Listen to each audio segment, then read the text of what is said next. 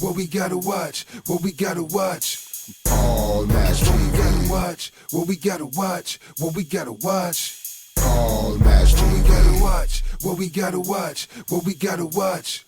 Paul Match What we gotta TV. watch, what we gotta watch, what we gotta watch.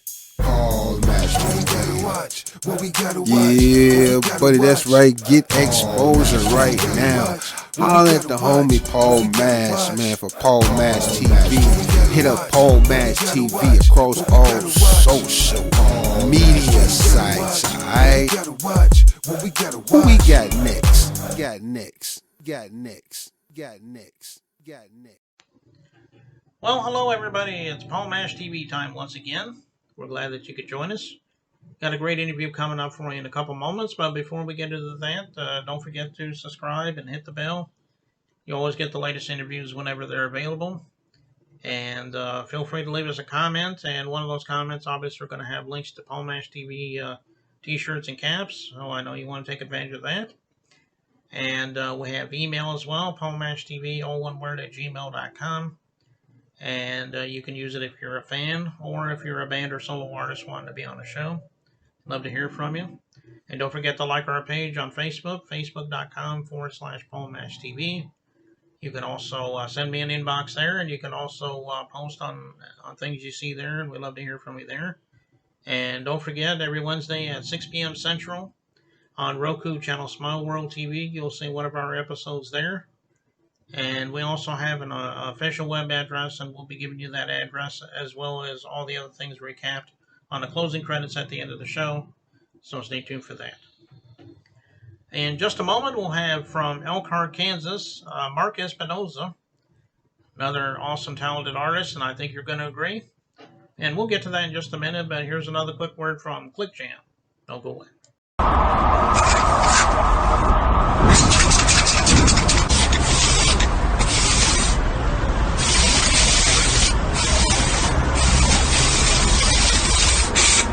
We got history, got me feeling the nostalgia when you look at me, thinking about what could.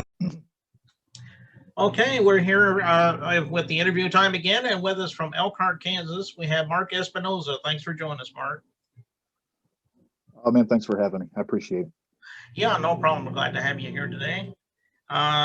Everybody has their own story. That's why I like to ask this question a lot. But tell me a little bit about how it began for you as far as being an artist. I mean, have you always wanted to be an artist? Did you just kind of fall into it later? I mean, let us know in your own words.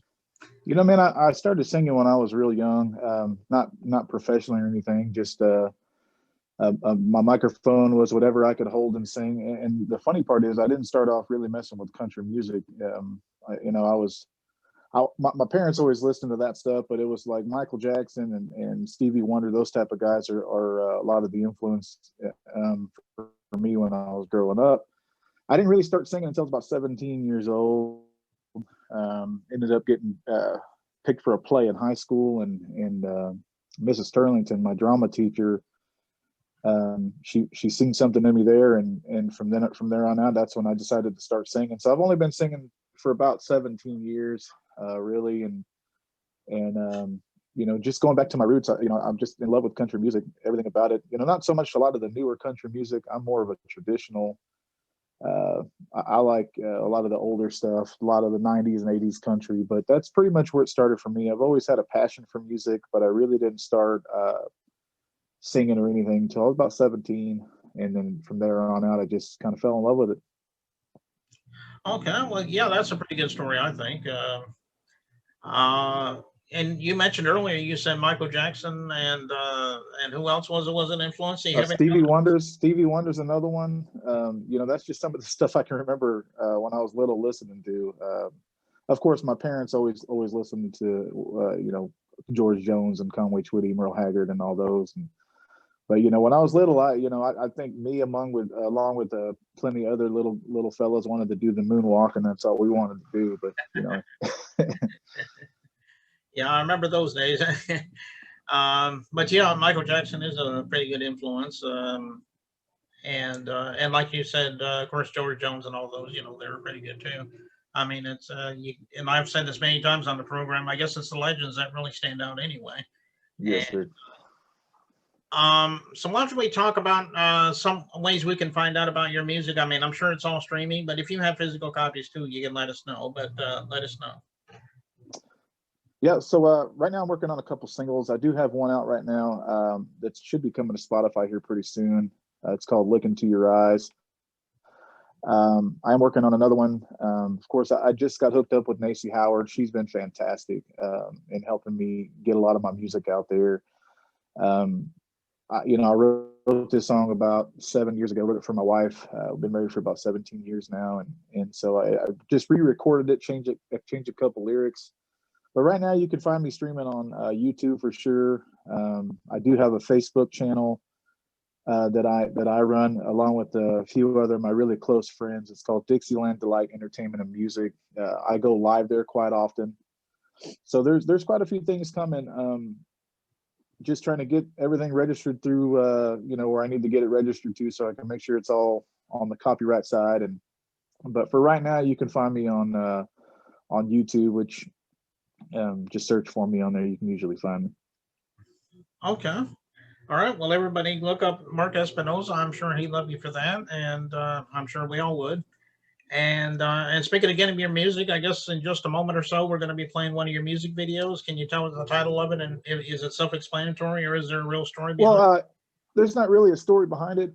It's actually just a cover song that I did. If you go on my YouTube after this is played, you can find a several covers along with the original that I spoke of earlier. But this one's a Shenandoah tune called "Moon Over Georgia." Mm-hmm. It's just something my wife asked me to sing one time. I sang it. I thought it sounded pretty good, so I want everybody to hear it. And hopefully, if they hear that, they'll want to hear more. Okay, yeah, and that was another great legend band right there, Shenandoah. I remember those from years ago, and I guess they're not around anymore, or if they are, I just don't hear from them much. But right. But yeah, I guess we'll be playing that in just a moment. But before we go do that, I just want to thank you again, Mark, for being on the show, and we'd love to have you back sometime if you ever got anything new to plug. Oh yes, sir, and I appreciate you. It's people like you that help struggling artists like myself try to get our names out there, and if it wasn't for you, nobody even knew who we were. So thank you for having me, and I really appreciate the time. Yeah, no problem, Mark. And here's the second time around. Is that what you said that was called? This song here is called "Moon Over Georgia." Move Over Georgia. I'm sorry. Okay, well, here's "Moon Over Georgia" right here on Paul Match TV. So don't go away. We'll be right back.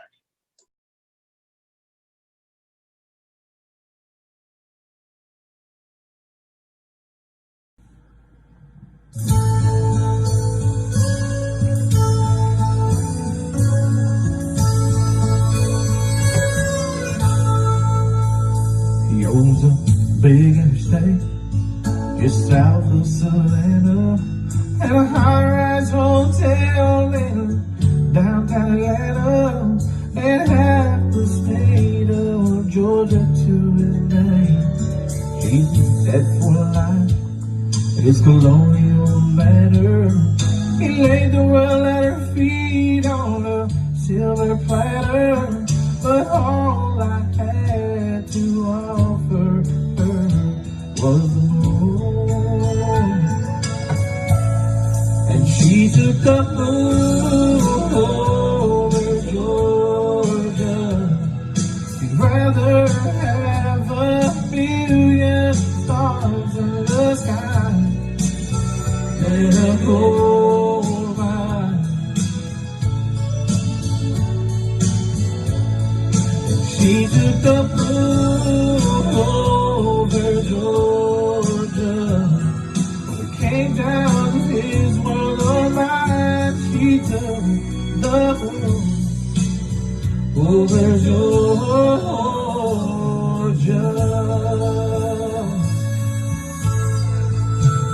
A little country house in need of expansion.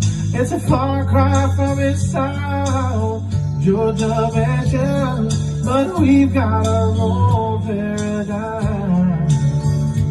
Shadows dance until dawn with a full moon shining. Those occasional clouds all have silver lining, There really must be something about that old your life. But she took the moon over Georgia. She'd rather have a million stars in the sky than a gold mine.